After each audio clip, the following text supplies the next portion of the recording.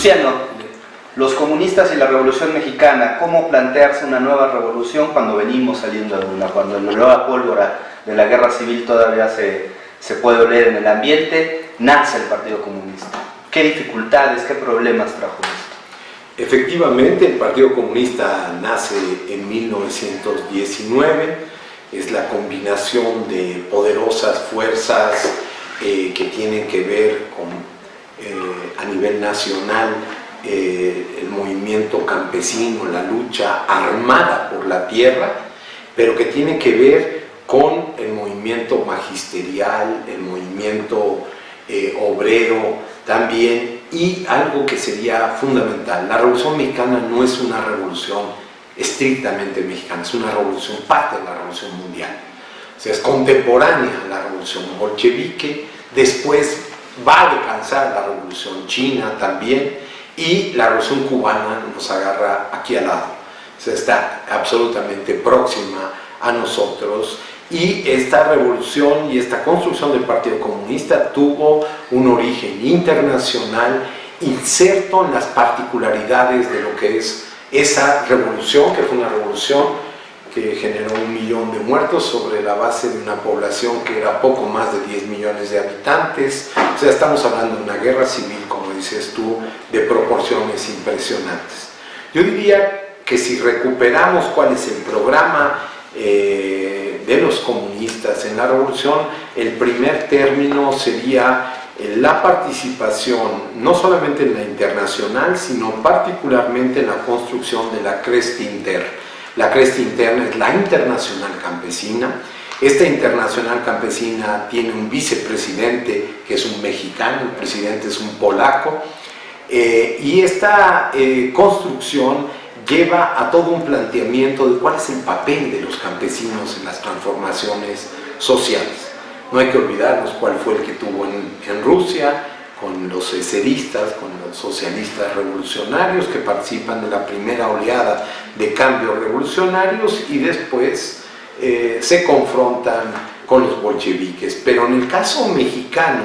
el planteamiento y la reunión aún con el propio Lenin de los dirigentes campesinos mexicanos, de un movimiento campesino en armas que se comunicaba con los bolcheviques, acaba siendo fundamental. No hay que olvidar las cartas entre Lenin y Emiliano Zapata a través de la Krupskaya, algunas y otras en directo, son impresionantes. Son el hermanamiento trazado con la carta dirigida al general Amezcua para que la entregara a los bolcheviques por parte de Emiliano Zapata, es la gran muestra de un sentido internacional, aún de aquellos movimientos que se decía eran los más localistas entre los localistas, porque la revolución zapatista es la revolución del sur, acotada casi a un estado, con extensión en la región, de corte indígena en buena medida, o sea, con condiciones muy especiales, pero también en lucha contra los latifundistas cañeros y por tanto a los azucareros, que eran parte de la dinámica mundial. O sea, no hay que olvidar estas condiciones, y ahí el hermanamiento de ambas revoluciones, el envío de armas por parte del zapatismo y del carrancismo también, con otras de las fuerzas revolucionarias contraria al zapatismo, no solamente nos ubican en una conexión fortuita o folclórica de cómo se da esto, sino se plantean el reparto agrario y el reparto radical no pago, esto es el expropiar a los latifundistas, y que México acaba con una clase y acaba físicamente con una clase. Aquí en este país los latifundistas fueron fusilados, fueron expulsados del país, pero se acabó el latifundismo. Entonces, en México no es la convivencia entre formas latifundistas y formas campesinas, sino representa efectivamente una ruptura de corte, podríamos decir así, histórico, en términos de la deconstrucción de una clase y la construcción del campesinado organizado en términos colectivos, reparto a las colectividades y no a los individuos de la tierra, etcétera, toda una serie de rasgos. Aquí los grandes repartos agrarios se identifican con el avance de las fuerzas comunistas. Estoy hablando del Veracruz Rojo con Úrsulo Galván, que era precisamente el vicepresidente de la Internacional Campesina. Estoy hablando también de Primo Tapia en Michoacán, indígena, purépecha, sí, que había sido formado en las líneas de la Internacional, digamos, de la International Workers of the World, la IWW, que era parte de la Internacional Comunista, pero que era anarcocomunista. Y ese hombre indígena, formado en las fuerzas de las luchas norteamericanas, indígena mexicano que había emigrado, formado allá, es el de los grandes repartos agrarios de Michoacán, donde esto había. El otro que es fundamental, que va a ser el representante de la Internacional, del Buró de la Internacional Comunista para México, Centroamérica y el Caribe, nada menos que es Felipe Carrillo Puerto, y estamos hablando del gran reparto agrario, pero de la instauración en el año 23 de una república que se autoproclama como socialista en uno de los estados mexicanos, precisamente del sureste de México. Y en este estado se hace en maya peninsular, se habla en maya, se incorpora el voto de las mujeres por primera vez en este país, o sea, las mujeres en los años 20 votaban en Yucatán, ¿sí? Y no será hasta los años 50 donde el voto se generalizará al conjunto del país. Pero hablamos de un movimiento feminista, no solamente de un movimiento, digamos, del voto femenino, es un movimiento feminista impactante que va acompañando un movimiento obrero, pero con la restauración de la milpa, esto es de la producción campesina fundamental. Pero si hablamos de Morelos, la continuación y el reparto agrario que durará hasta los años 60 con Jaramillo también integrante del Partido Comunista, tendrá una fuerza y una impronta radical en lo que significa el reparto agrario en armas, y entonces hablamos de un reparto rojo, de un reparto con la participación de las masas y no un reparto del Estado alrededor de una constitución, sino utilizando la constitución para imponer los grandes cambios. Aprovecho la mención a Jaramillo, sí, para saltarme a los años 60. Después de las 2 décadas de crisis del Partido Comunista, en los años 40 y 50, años muy difíciles de represión, de anticomunismo, de giro de los gobiernos mexicanos,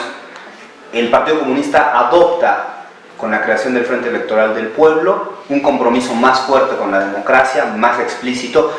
y coincidentemente en el momento del nacimiento de la Central Campesina Independiente. Exactamente, la CCI, que después rápidamente se le agregará un guión y una R de roja, sí, porque uno de sus dirigentes, que había sido dirigente del Partido Comunista en la zona del norte del país, que después se integraron por órdenes de la Internacional al partido oficial, que se llamó partido, digamos, de la Partido Nacional Revolucionario, el Partido de la Revolución Mexicana, que es cuando se integran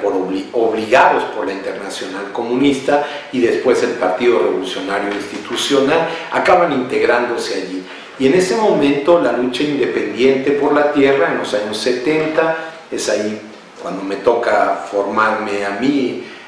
en las luchas campesinas, a principios de los años 70, nos convierte en una fuerza con cerca de 11.000 tomas de tierra en el conjunto del país, para en aquellos lugares donde había sido repartida la tierra, pero no ejecutada por los gobiernos debido a la presión, digamos, de los pequeños latifundistas locales o de las fuerzas políticas reaccionarias, etcétera, se pudiera cambiar. Pero aquí está la impronta de la Revolución Mexicana. Y es muy importante porque junto con el Partido Comunista tenemos el Movimiento de Liberación Nacional. Jaramillo, que es uno de los grandes, había sido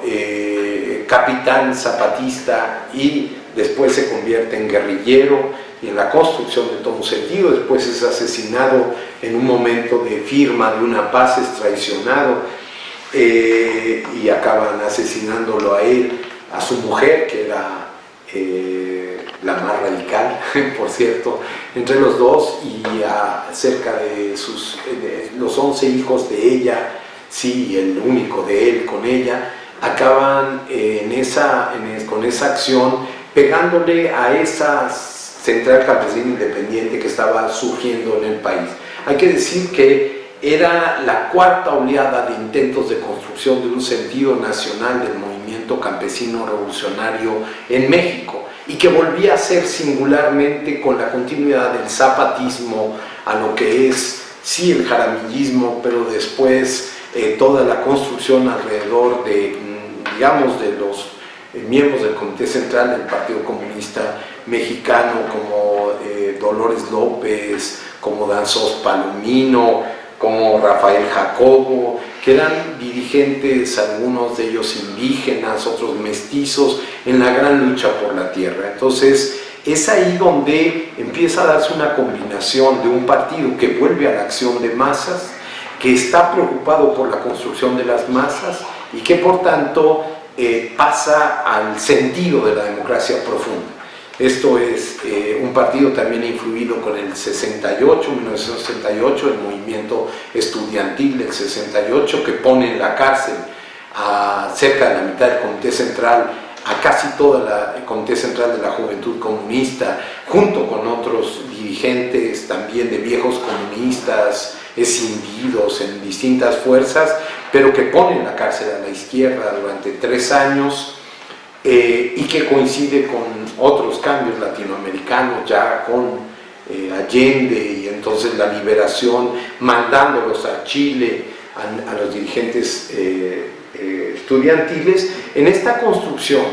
de lo que va a ser el movimiento estudiantil y popular, en convergencia con el movimiento campesino, y una suerte de marcha populista hacia el campo de los dirigentes estudiantiles, como fue mi caso, o sea, del reclamo del partido, de que estábamos en la comodidad de las universidades movilizados, y que si nos atrevíamos a ir hacia el campo, hacia donde estaban movilizados los grandes contingentes populares, acabamos haciéndolo, muchos de nosotros. Y entonces, en ese sentido, la recuperación de cierto movimiento obrero, en México, a diferencia de otros países de América Latina, el movimiento obrero decayó, fue cooptado, fue corporativizado, y de todas maneras, aunque hay luchas heroicas, giran alrededor de sindicatos de trabajadores universitarios, giran alrededor de otro tipo de trabajadores más bien periféricos a la gran industria, y ahí no es la fuerza singularmente, sino se convierte en un partido quizá con 2 pies, uno alrededor de las fuerzas de la cultura y el otro alrededor, digamos, del movimiento campesino relacionado con el movimiento obrero. Finalmente, para concluir, la narrativa de la 4T es un árbol de muchas raíces. El liberalismo, el nacionalismo revolucionario. ¿Qué parte de la Cuarta Transformación hereda? ¿Qué parte es heredada de la historia del comunismo en México? Según Andrés Manuel López Obrador, la parte nodal, que es el sentido ético, ¿sí?, la moralidad comunista, es el gran ejemplo, ¿no? Dicho en sus palabras, de una forma o de la otra, pero que significa esta convergencia de ser compañeros de lucha. Entonces, un Andrés Manuel López Obrador, que es un luchador social, no importa su origen político, sí, en el partido oficial, corporativo, etcétera, pero básicamente al lado de las luchas primero campesinas y después contra la destrucción de petróleos mexicanos de su estado en Tabasco, y de las grandes marchas por la democracia en México ligadas al movimiento, podríamos decir, de garantizar que las elecciones fueran democráticas, y esto convierte las 2 primeras, digamos, vertientes del movimiento universitario popular con el movimiento campesino, lo convierten en una convergencia sobre las luchas. Entonces, ¿qué es lo que está allí? Es la definición de comunismo para mí, que es la de Marx, más interesante, que es el comunismo es el movimiento por transformar la realidad. Entonces, ¿qué es la herencia del Partido Comunista? Es ese sentido del movimiento que se construye. Hoy me atrevería a decir que es mucho más comunista, muchos de los planteamientos que se tienen hoy en la 4T, en el sentido de reforzar las fuerzas de la transformación y no tanto ¿sí?, de la transformación social y popular, y no tanto las fuerzas, podríamos decirlo así, desde el Estado o del cambio desde arriba. Entonces, haber escogido el cambio desde abajo y la frase central el 1 de julio de Andrés Manuel de llegaremos tan lejos como ustedes quieran, refiriéndose a la masa que estaba en el centro de la Ciudad de México, en el Zócalo, llegamos tan lejos, porque les pregunta primero, y se van a ir a sus casas y ellos creen que es una pregunta capciosa, y dicen, bueno, no, sí, ya nos vamos, como si él los estuviera desmovilizando, le dice, sí, sí, vayan a dormir, pero mañana hay que estar aquí, y hay que seguir en movilizaciones para la transformación. Con huelgas universitarias que hemos tenido en los últimos meses, la pregunta del presidente frente a un intento mío desde la Subsecretaría de Educación Superior de llegar a un arreglo pronto fue ¿y de dónde venimos? ¿Por qué te olvidas de dónde venimos? Venimos de la lucha social. Yo diría la lucha de clases será la que defina hasta dónde llegue la cuarta transformación. Para aquellos que leen la cuarta transformación en programas, en personas, en el gobierno y eso, creo que por suerte no han entendido hacia dónde va esto, porque esto va mucho más a fondo, esto va ligándose con el sentido de transformación de este país. Yo digo que es una suerte. Está bien, nos atacan los sectarios, nos atacan la vieja izquierda en muchos sentidos, pero es una vieja izquierda acomodada, es una vieja izquierda que no está dispuesta a ver en los movimientos el comunismo. Y es ahí donde está el comunismo real. El comunismo es la transformación de nuestras realidades. Muchas gracias, Luciano. No, ¿de qué? Muy bien.